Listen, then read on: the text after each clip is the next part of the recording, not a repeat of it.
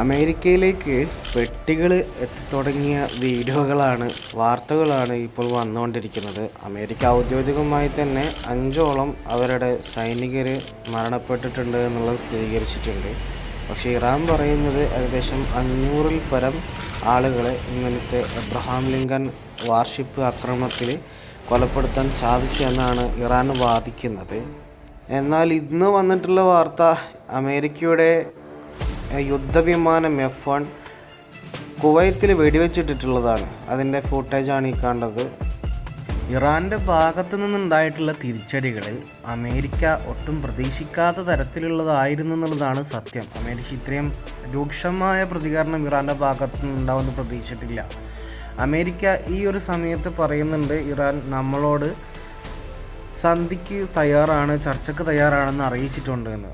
പക്ഷേ ഇറാൻ അതിനെ തിരുത്തിക്കൊണ്ട് ഇപ്പോൾ വാർത്താക്കുറിപ്പ് ഇറക്കിയിട്ടുണ്ട്. ഞങ്ങൾ ഒരു സന്ധിക്കും ഒരു ചർച്ചയ്ക്കും തയ്യാറല്ല. കോമൺ സെൻസുള്ള ആളുകൾക്ക് ചിന്തിച്ചാൽ മനസ്സിലാകും.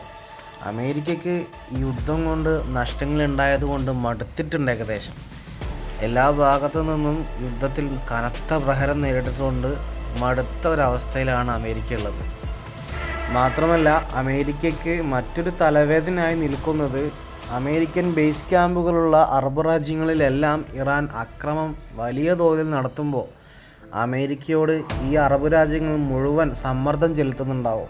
ഈ ഒരു പ്രശ്നം എത്രയും പെട്ടെന്ന് പരിഹരിക്കാം.